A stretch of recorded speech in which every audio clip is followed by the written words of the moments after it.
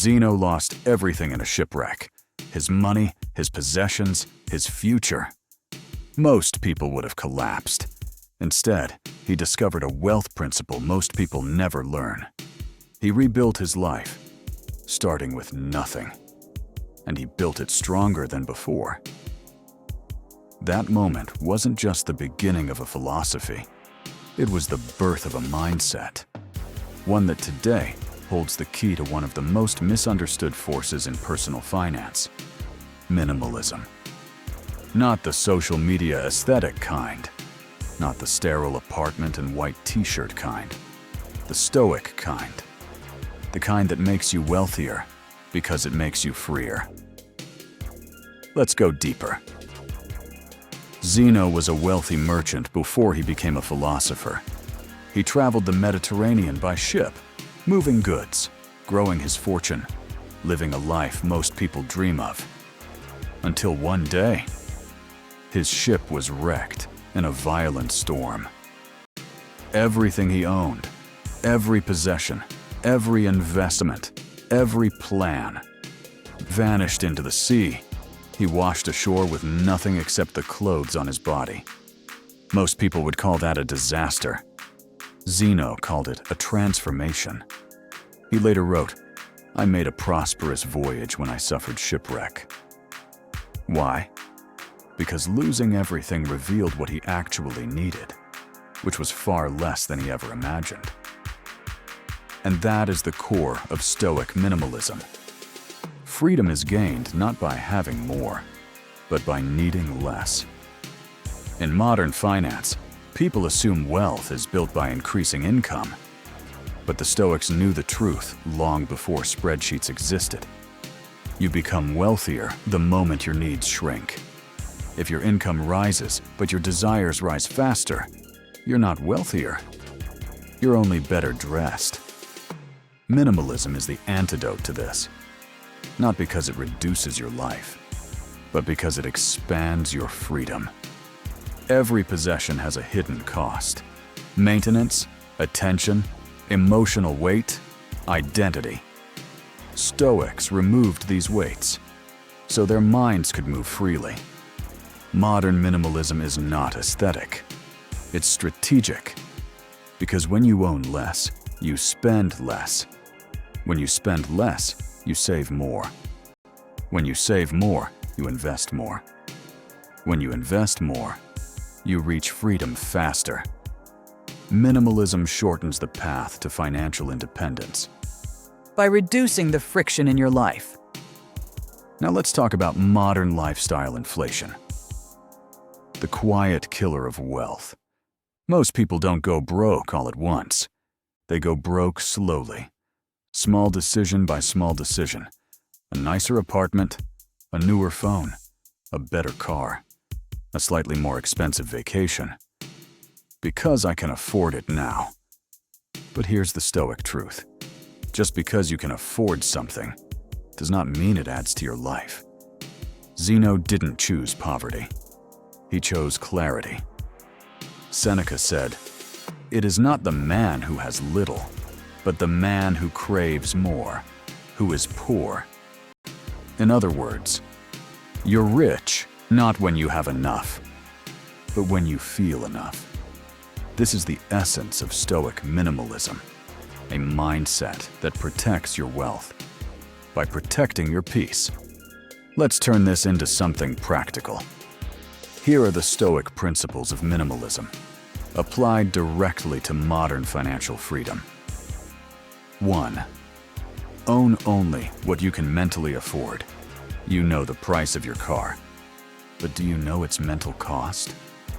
Insurance, maintenance, attention, status anxiety, fear of damage, fear of judgment. The Stoics measured possessions by the weight they placed on the mind. If the cost to your clarity is higher than the value to your life, it's not wealth, it's a chain. 2. Reduce before you optimize. Most people try to optimize their finances. Few try to simplify them. Simplification is often the solution to 80% of financial stress. Fewer accounts, fewer subscriptions, fewer investments, fewer decisions. Compounding thrives in simplicity. 3. Practice intentional discomfort. Seneca would spend several days living with the bare minimum. Coarse clothing, simple food, no luxuries.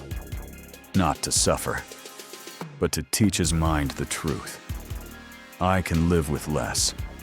I do not depend on comfort. Imagine how powerful that mindset becomes when the world throws you into a downturn. Let's talk numbers now. Financial freedom is a simple equation. Freedom equals money you have divided by money you need. Most people obsess over the top number, the money they have. Stoics focused on the bottom number, the money they need. If you cut your expenses in half, you don't just save more. You double the speed at which you reach financial independence. Minimalism is not about deprivation. It's acceleration. Every dollar you don't spend today reduces the number of dollars you need later. That's how simple the math is. Now imagine teaching this to someone in their 20s. They could reach financial independence 10 to 15 years sooner without earning a single euro more. Minimalism doesn't make you earn more. It makes you require less. And that's where freedom begins. Let's talk practical steps. The Stoic way, the Zeno way. Step 1. Conduct a lifestyle audit. Take every major expense and ask, does this serve me? Or is this something I bought to impress strangers? Step 2. Identify your emotional triggers. What causes you to spend? Boredom? Stress? Comparison? Fear of missing out? Stoicism teaches you to rule your emotions, not obey them. Step 3. Create non-negotiable simplicity rules. If it doesn't add clarity, remove it. If it doesn't increase freedom, question it.